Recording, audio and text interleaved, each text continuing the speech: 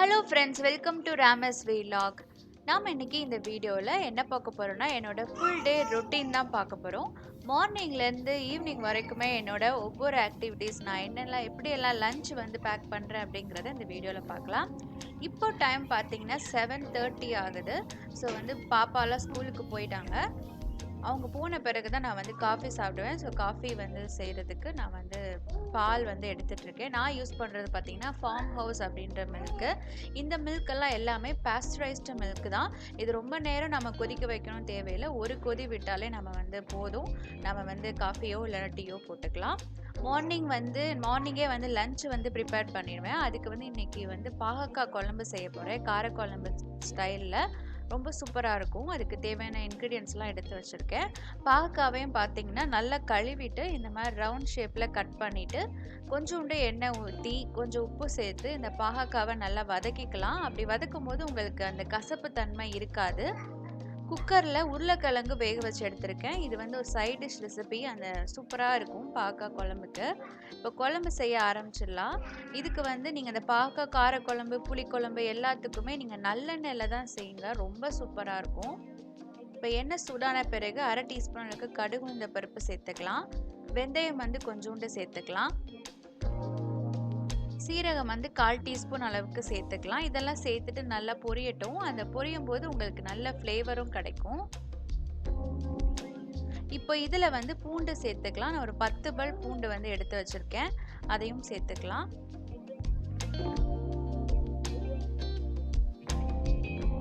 இது கூடவே வந்து நம்ம வெங்காயம் சேர்த்துப்போம். வெங்காயம் வந்து சின்ன வெங்காயம் தான் ரொம்ப டேஸ்ட்டாக இருக்கும். என்கிட்ட சின்ன வெங்காயம் வந்து தீந்துருச்சு, இல்லை அதனால் வந்து ஒரு பெரிய வெங்காயத்தை நறுக்கி வந்து சேர்த்துருக்கேன். ஆனால் வந்து இந்த காரக்குழம்பு புளிக்குழம்புக்கெல்லாம் உங்களுக்கு சின்ன வெங்காயம் தான் ரொம்ப சூப்பராக இருக்கும். இப்போ அதாவது வெங்காயம் பூண்டெல்லாம் வதங்கின பிறகு நம்ம தக்காளி சேர்த்துக்கலாம். நான் ஒரு 1.5 தக்காளி தான் சேர்த்துக்கிட்டேன். ஏன்னா நம்ம வந்து புளி ஊற்ற போகிறோம், அதனால் வந்து தக்காளியோட அளவு வந்து ரொம்ப கம்மி பண்ணிக்கிட்டேன். இப்போ இந்த தக்காளி வதங்குற அளவுக்கு நம்ம உப்பும் மஞ்சள் தூளும் சேர்த்துக்கலாம்.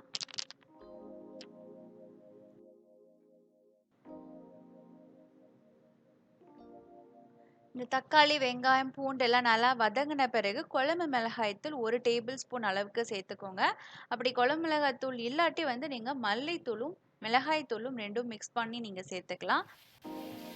இப்போ இதையும் நம்ம எண்ணெயிலே சேர்த்து வதக்கின பிறகு நம்ம வந்து புளி கரைசல் வந்து சேர்த்துக்கலாம். நான் வந்து இந்த காரக்குழம்பு புளிக்குழம்பு எல்லாத்துக்குமே இந்த புளியோட அளவு வந்து ரொம்ப கம்மியாக தான் சேர்த்துப்பேன். அதனால வந்து உங்கள் காரத்துக்கு உங்கள் சுவைக்கு ஏற்ற மாதிரி நீங்கள் புளியோட கரைசல் வந்து சேர்த்துக்கலாம். இப்போ இதெல்லாம் சேர்த்துட்டு நல்லா கொஞ்சோண்டு தண்ணி சேர்த்து அந்த பச்சை வாசனை போகிற வரலாம் எடுத்துட்டு நல்லா மேஷ் பண்ணி எடுத்து வச்சுக்கலாம். பார்த்தீங்கன்னா நமக்கு குழம்பும் நல்லா கொதி விட்டுருச்சு. இப்போ இதில் வந்து நம்ம வதக்கி வச்சிருக்கிற பாவக்காவை சேர்த்துப்போம். ஒரு சில பேர் வந்து இந்த பாவக்காய் வந்து வேக வச்சு அந்த தண்ணியை வடிச்சிட்டு அதுக்கப்புறம் சேர்ப்பாங்க. அந்த மாதிரி சேர்க்கும் போது உங்களுக்கு அந்த கசப்பு தன்மை ரொம்ப அதிகமாக இருக்காது. இந்த மாதிரி வதக்கி சேர்க்கும் போது உங்களுக்கு கசப்பு தன்மை இருக்காது. பாவக்காவும் ரொம்ப டேஸ்ட்டாக இருக்கும். குயிக்காக உங்களுக்கு குக் ஆகிடும். இப்போ உருளைக்கிழங்கும் தோலெல்லாம் நான் எடுத்து வச்சுட்டேன். ஒரு மேஷர் வச்சு நல்லா மேஷ் பண்ணிக்கோங்க. இந்த சைடிஷ் வந்து இந்த உருளைக்கிழங்கு ரெசிபி வந்து இந்த காரக்குழம்பு புளிக்குழம்பு செய்யும் போது செய்யுங்க, ரொம்ப நல்லாயிருக்கும். இது வந்து பிட்டுக்கிழங்கு அப்படின்னு சொல்லுவாங்க. நாங்கள் வந்து பிட்டுக்கிழங்கு அப்படின்னு சொல்லுவோம். இப்போ வந்து குழம்பு நல்லா கொதிச்சிருச்சு. இப்போ நான் வந்து கொஞ்சோண்டு தேங்காய் எடுத்து அதை நல்லா பேஸ்ட் பண்ணி அரைச்சி எடுத்து சேர்த்துருக்கேன். தேவையான அளவுக்கு தண்ணி சேர்த்துக்கோங்க. இப்போ வந்து காய் பார்த்தீங்கன்னா உங்களுக்கு 80% அளவுக்கு குக்காக இருக்கும். மீதி இருக்கிற அந்த 20% வந்து இந்த தேங்காய் பேஸ்ட்டு போட்ட பிறகு குக் பண்ணிக்கோங்க. குழம்போட டேஸ்ட்டும் ரொம்ப நல்லாயிருக்கும். இந்த குழம்புல அந்த கசப்பு தன்மையும் இருக்காது, நல்லாயிருக்கும், டேஸ்ட்டாக இருக்கும். காய் பார்த்தீங்கன்னா இன்னும் கொஞ்சம் வேகணும். ஸோ ஒரு 5 நிமிஷம் கொதி விட்டும் போது உங்களுக்கு காய் நல்லா வெந்துடும். இப்போ ஒரு 5லேருந்து 10 நிமிஷம் கழிச்சு ஓப்பன் பண்ணி பார்த்தீங்கன்னா ரொம்ப சூப்பரான பாவக்காய் குழம்பு ரெடி ஆகிடுச்சு. இது வந்து சாதத்துக்கு மட்டும்தான் ரொம்ப நல்லாயிருக்கும். நீங்கள் வந்து இந்த இட்லி தோசைக்கெலாம் அவ்வளோவா நல்லா இருக்காது. ஆனால் குழம்புக்கு, அதாவது சாதம் சாப்பிட்றதுக்கு ரொம்ப சூப்பராக இருக்கும். கண்டிப்பாக இந்த ஸ்டைலில் பாவக்காய் குழம்பு ட்ரை பண்ணி பாருங்கள்.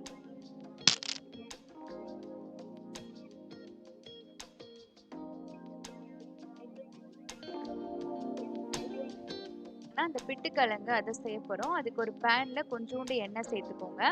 இப்போ எண்ணெய் சூடான பிறகு 1/2 டீஸ்பூன் அளவுக்கு கடுகு உளுந்த பருப்பு சேர்த்துக்கலாம்.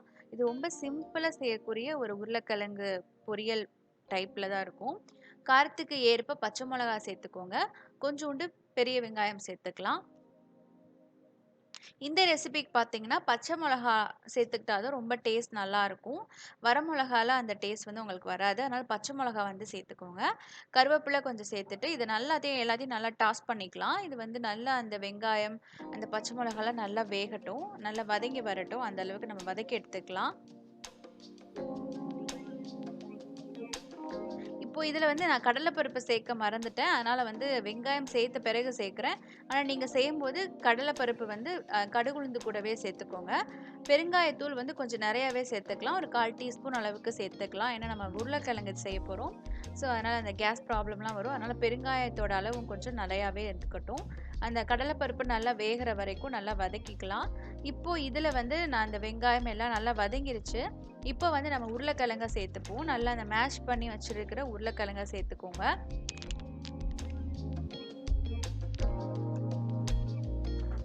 இந்த கிழங்கு பார்த்தீங்கன்னா ரொம்ப டேஸ்ட்டாக இருக்கும். நீங்கள் வந்து ஸ்நாக்ஸுக்காகட்டும் இல்லை வந்து கிட்ஸ், அதாவது உங்களுக்கு 1 இயர் 2 இயரில் பேபிஸ்லாம் இருக்கும்போது உங்களுக்கு அவங்களுக்குன்னு தனியாக சைட் டிஷ்லாம் செய்ய தேவையில்லை.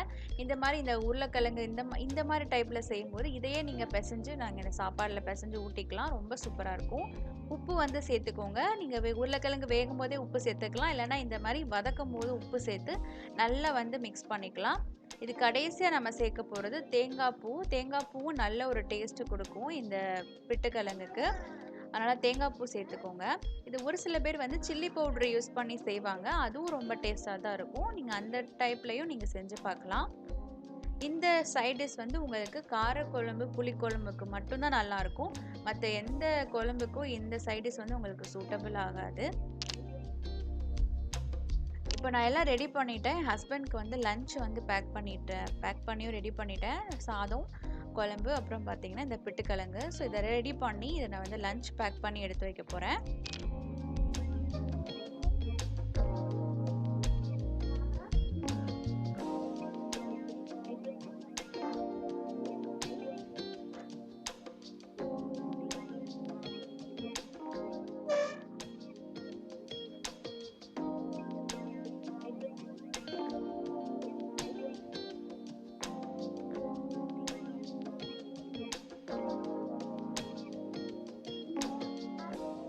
ஸோ லன்ச் பேக் பண்ணிவிட்டு நம்ம மீதி இருக்கிற அந்த பாத்திரம் கழுவுற அந்த மற்ற வேலைகளை நான் செஞ்சுருவேன்.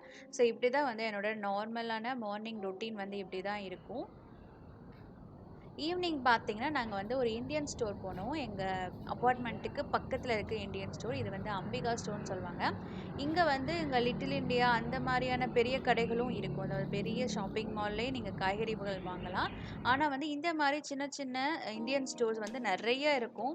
இந்த அம்பிகா ஸ்டோர்ஸ், முருகன் ஸ்டோர்ஸ், அப்புறம் வந்து இன்னும் நிறையவே உங்களுக்கு இந்த சின்ன சின்ன ஸ்டோர்ஸ் வந்து இருக்கும். இங்கே எல்லாமே நம்ம இந்தியன் பொருட்கள் எல்லாமே இருக்கும்.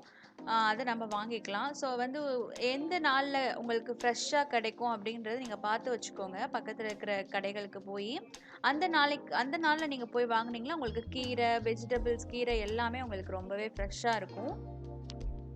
ஸோ அங்கே தான் போய் கொஞ்சம் வந்து பொருட்கள் இந்த வெங்காயம், தக்காளி எல்லாம் இல்லை. ஸோ அதனால தான் வாங்க போயிருந்தோம். ஸோ இங்கே தேங்காயும் பார்த்தீங்கன்னா நம்ம இந்தியன் தேங்காய் வந்து கிடைக்காது. அது வந்து கொஞ்சம் பெரிய கடைகளுக்கு போனால் நம்ம இந்தியன் தேங்காய் கிடைக்கும். இங்கெல்லாம் வர்றது அந்த மலேசியன், அந்த தாய்லாந்து தேங்காய் தான் இவ்வளோ பெருசாக இருக்கும். இது வந்து இதோட டேஸ்ட் வந்து எல்லாமே ஒரே மாதிரி தான் இருக்கும். ஆனால் பெரிய தேங்காவாக இருக்கும். அவ்வளோதான் வித்தியாசம். ஸோ இங்கே பார்த்தீங்கன்னா இன்றைக்கி புதுசாக காய்கறிகள்லாம் வந்திருக்கு. அதனால் கொஞ்சம் ஃப்ரெஷ்ஷாக இருக்குது. ஆனால் மற்ற நாட்கள்லாம் இவ்வளோ காய்கறிகளும் இருக்காது, ஃப்ரெஷ்ஷாகவும் இருக்காது. ஸோ அந்த தேதி என்னைக்கு போனால் ஃப்ரெஷ்ஷாக இருக்கும் அப்படிங்கிறத நீங்கள் பார்த்து வச்சிட்டிங்கன்னா உங்களுக்கு ரொம்பவே ஈஸியாக இருக்கும். ஏன்னா பக்கத்துலேயே போய் வந்து காய்கறிகள் வாங்கிக்கலாம். நான் வந்து கோவக்காய் பார்த்தேன். கோவக்காய் வந்து ரொம்ப சூப்பராக இருந்தது. ஸோ அதனால் அந்த கோவக்காய் தான் வாங்கியிருந்தேன்.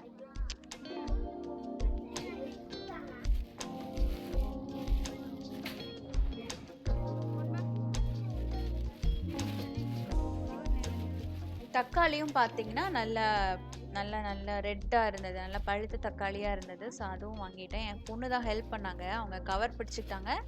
நான் வந்து தக்காளி எடுத்து போட்டுக்கிட்டேன். இந்த கடைக்கு உள்ளே எப்படி இருக்கும் நம்ம பார்க்கலாம். இங்கே உங்களுக்கு எல்லா பொருட்களுமே எனக்கு கிடைக்கும். மளிகை சாமான்லேருந்து எல்லாமே நம்ம வாங்கிக்கலாம். அதுவும் இந்த மாதிரி ஃப்ரீசரில் இருக்கிறது உங்களுக்கு பால், இந்த மாதிரி மெஜ்ஜி மில்க்கு, அப்புறம் இந்த கருவேப்பிலை, கொத்தமல்லி, ஸ்ப்ரிங் ஆனியன், ப்ரக்கோலி இதெல்லாம் வந்து ஃப்ரிட்ஜில் வச்சுருப்பாங்க. ஸோ அங்கேருந்து நம்ம யூஸ் பண்ண இந்த பன்னீர், நம்ம இந்தியன் பன்னீர், பட்டர் இதெல்லாம் இருக்கும். அதே போல் இந்த மாதிரி ஸ்டேஷ்னரி ஐட்டம்ஸும் இந்த இருக்கும், நிறைய கடைகள்லையும் இருக்கும். ஸோ இந்த மாதிரி கிளிப்பு, சின்ன சின்ன கிளிப்பு, ரப்பர் பேண்ட்ஸ் இதெல்லாம் வாங்கிக்கலாம்.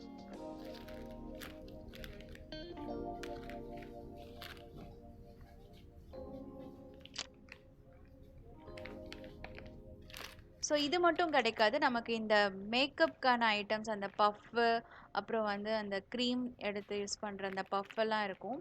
அதே போல் இந்த மெனிக்யூர் பெடிக்யூர் செய்கிற அந்த மாதிரியான சின்ன சின்ன இதெல்லாம் வந்து பெடிக்யூர் செய்கிற அந்த ப்ரஷ்ஷஸ்ஸு. ஸோ இதெல்லாம் வந்து இங்கே அவைலபிளாக இருக்கும், நம்ம வாங்கிக்கலாம். ரேட்டும் வந்து ரொம்ப கம்மியாக இருக்கும். நீங்கள் பெரிய கடைகளில் போய் வாங்குறதை விட இங்கே வந்து கொஞ்சம் ரேட்டும் வந்து கொஞ்சம் கம்மியாகவே இருக்கும்.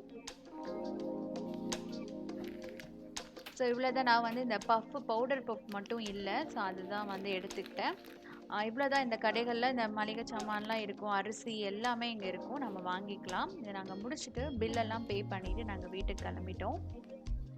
இப்படி தான் போகும் எங்களுடைய ரொட்டீன். ஸோ நாங்கள் வீட்டுக்கு போயிட்டோம். இந்த வீடியோ உங்களுக்கு ரொம்பவே பிடிச்சிருந்தா சேனலை மறக்காமல் சப்ஸ்கிரைப் பண்ணிக்கோங்க, உங்கள் ஃப்ரெண்ட்ஸ் அண்ட் ஃபேமிலிக்கு ஷேர் பண்ணுங்கள். தேங்க்யூ ஃபார் வாட்சிங். நெக்ஸ்ட் ஒரு சூப்பரான வீடியோவில் சந்திக்கலாம்.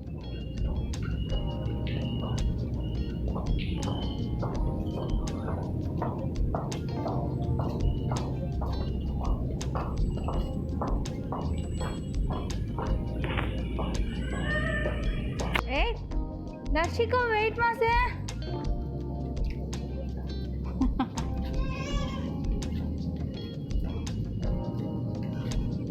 ஓட்டு பா லிட்டரால் ஓ